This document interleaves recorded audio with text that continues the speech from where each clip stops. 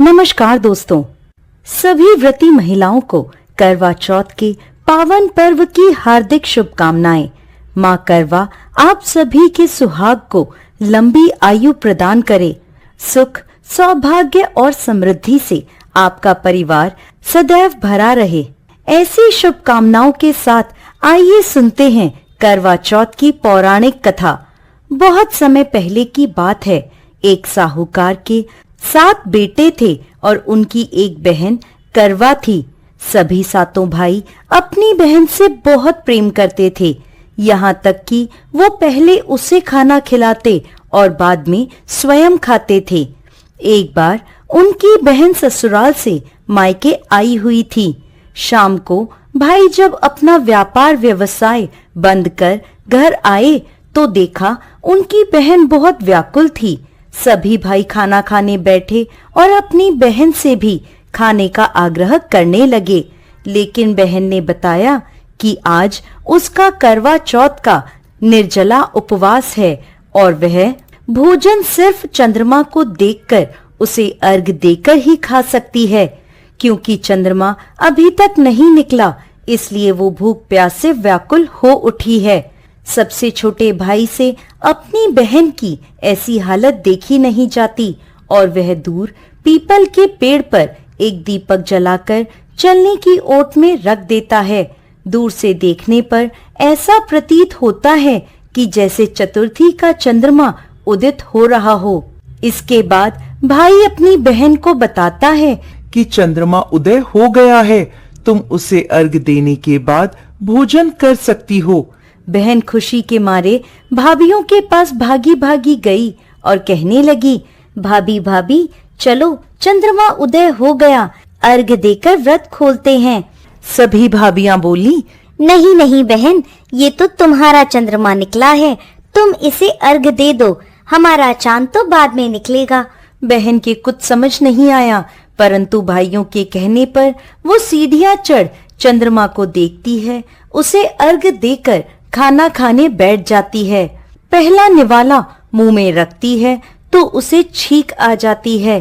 दूसरा निवाला मुंह में रखते ही उसमें बाल निकल आता है और जैसे ही तीसरा निवाला मुंह में रखती है कि उसके ससुराल से उसका बुलावा आ जाता है कि जल्द से जल्द वो अपने घर पहुँचे। माँ बेटी को विदा करने के लिए बक्सा खोलती है तो उसमें काले और सफेद कपड़े निकलने लगते हैं।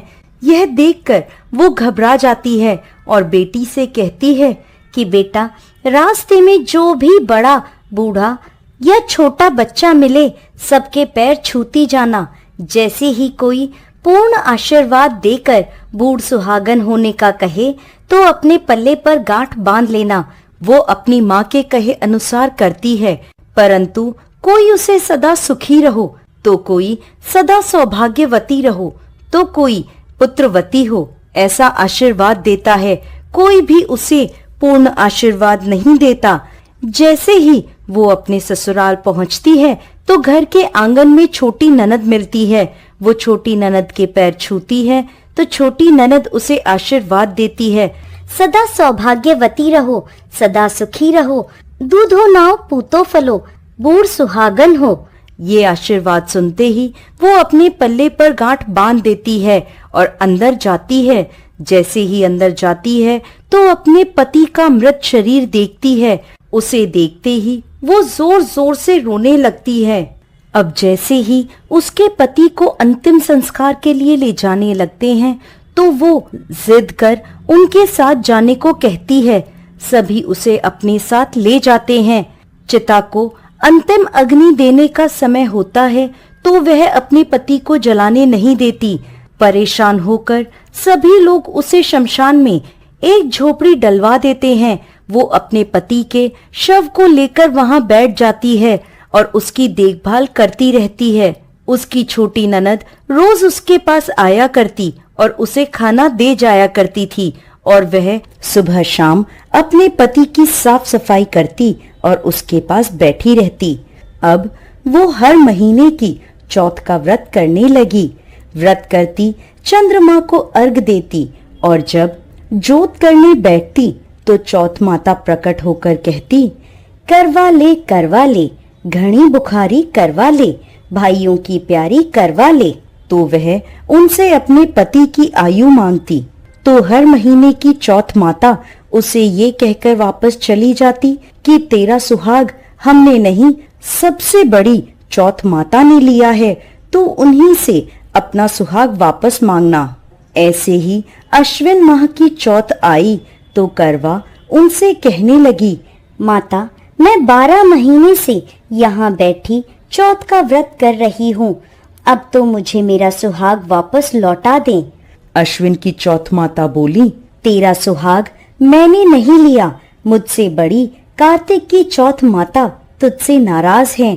यदि तू अपने पति के प्राण वापस चाहती है तो उनके पैर पकड़ लेना और छोड़ना मत। 16 श्रृंगार का सारा सामान तैयार रखना। ऐसा कहकर अश्विन की चौथ माता अंतर ध्यान हो गईं। अब जब कार्तिक की बड़ी चौथ माता आई तो करवा ने अपनी छोटी ननद से 16 श्रृंगार का सुहाग का सारा सामान मंगवाया। जब ननद ने जाकर माँ को यह बात बताई तो सास बोली, लगता है पागल हो गई है, जो मांगती है दे आ। छोटी ननद सुहाग का सारा सामान लेकर करवा को दे आती है। अब वह करवा चौथ का व्रत रखती है, चंद्रमा को अर्घ देती है और जैसे ही जोत करती है तो कार्तिक की बड़ी चौथ माता प्रकट होती हैं और कहने लगती हैं, करवा ले, घनी बुखारी करवा ले, 7 भाइयों की प्यारी करवा ले, दिन में चांद उगाने वाली करवा ले। उसने चौथ माता के पैर पकड़ लिए और बोली, माँ, मेरा सुहाग मुझे वापस लौटाओ। ये सुन चौथ माता बोली, अरे तुझे सुहाग से क्या काम, तू तो बहुत भूखी है, 7 भाइयों की प्यारी बहन है। इस बात पर करवा कहने लगी, नहीं माता, मुझसे बहुत बड़ा पाप हो गया, मेरे सुहाग को मुझे लौटा दो। मैं आपके पैर तब तक नहीं छोड़ूंगी जब तक आप मेरा सुहाग मुझे वापस नहीं लौटाती। यह सुनकर चौथ माता ने करवा से एक एक कर सुहाग का सारा सामान मांगा और करवा उन्हें सारा सुहाग का सामान देती गई। तब चौथ माता उससे कहने लगी, तुझे जरूर व्रत करने की सारी विधि कोई समझा कर गया है। तो करवा कहने लगी, माता, मुझे तो हालात ने सब कुछ समझा दिया, आप बस मेरा सुहाग मुझे वापस लौटा दें। तब चौथ माता ने अपनी आंखों से काजल निकाला, उंगलियों से मेहंदी, मांग से सिंदूर और इन सब को करवे में घोल दिया और उस जल से उसके पति को छींटा लगाया। छींटा लगाते ही उसका पति जीवित हो गया। जाते जाते चौथ माता उसकी झोपड़ी पर लात मार गईं, जिससे उसकी झोपड़ी महल में बदल गई। करवा के सब सुख आनंद हो गया।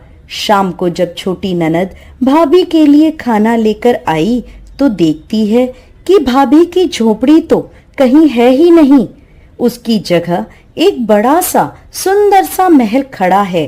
उधर खिड़की में बैठी करवा छोटी ननद के आने की प्रतीक्षा कर रही थी। छोटी ननद को आवाज देकर करवा दौड़ी दौड़ी उसके पास, देखो बाई जी, आपका भाई जीवित हो गया। घर जाओ और माता जी से कहो कि गाजे बाजे के साथ हमें लेने आए। छोटी ननद दौड़ी दौड़ी माँ के पास गई और कहने लगी, माँ, भाई जीवित हो गया। माँ कहने लगी, अब तक तो भाभी ही थी, अब तेरा भी उसके साथ साथ दिमाग खराब हो गया है। तो वह बोली, नहीं माँ, मैंने अपनी आँखों से देखा है, भाई जीवित हो गया है। ये सुन माँ और बेटी दोनों गाजे बाजे के साथ अपने बेटे और बहू के पास पहुँचे। बेटे को जीवित देख सास बहू के पैर छूने लगी और बहू सास के पैर छूने लगी और कहने लगी, माता जी देखो, आपका बेटा जीवित हो गया। तो सास बोली, बेटी, मेरा बेटा नहीं, तेरा पति जीवित हो गया। मैंने तो साल भर पहले ही इसको अंतिम विदाई दे दी थी। ये तो तेरे भाग्य से वापस आया है। हे चौथ माता, जैसे पहले साहूकार की बेटी के साथ किया वैसा किसी के साथ मत करना, और बाद में जैसे उसको सुहाग का आशीर्वाद दिया वैसे ही इस कथा को कहने वाले, सुनने वाले और हुंकारा भरने वाले सब पर कृपा करना। जय चौथ माता।